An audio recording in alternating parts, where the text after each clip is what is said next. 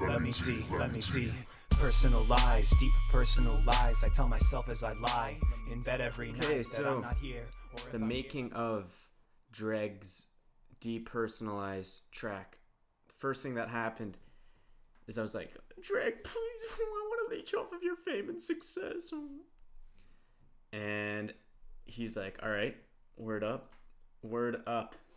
So he sends me this. Let me see. Personal lies, deep personal lies. Which is, just one voice.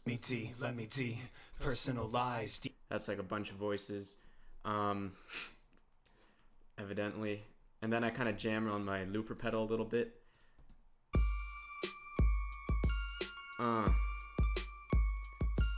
Yeah. This was like the first thing. And I sent that to Jreg. It's kind of the vibe I had in my head. He gives me the A-OK. I'm like, all right, dope. So I record the synth, which is this guy here.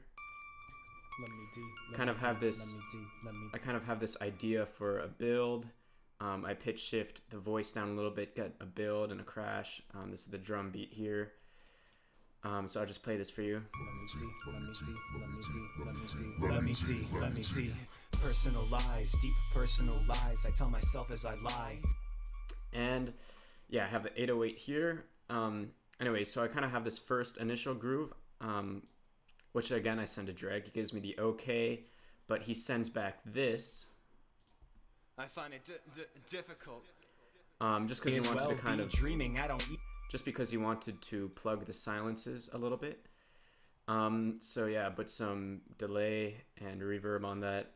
Get it a little bit more in the background. And then here's the transition to kind of the second part. And it's 6 bars long instead of like 8 or 4 or whatever the fuck. Just because I kind of like the way it transitioned into this part a little bit better with the lyrics. See, some of these identities get stronger as you grow up, but some because he kind of starts a new section like there. And so I end this synth. 8 identities, I don't know if these identities make me up or...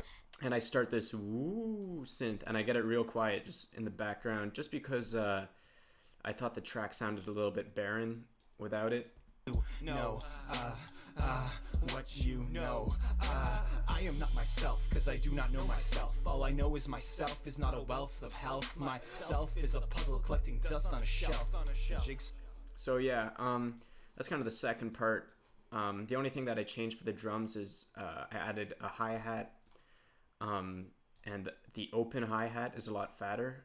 Some of these identities get stronger as you grow up, but some... See there, as opposed to the first beat. And then I kind of wrap it up by, at this point, it goes into kind of the first initial groove. I take out the closed hi-hat, but I leave the fat hi-hat.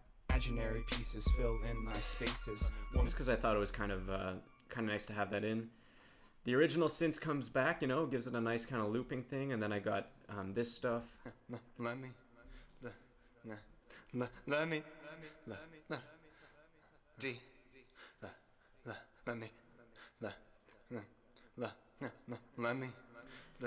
Anyways, yeah, just in the background, kind of makes it a little bit spooky. Speaking of spooky, that's also why I like, this is a little gimmick I use all the time. Some breaths. Side of me, I'm inside society, I need to stop over. Just makes it a little more like, ooh, makes it feel like somebody's breathing on you.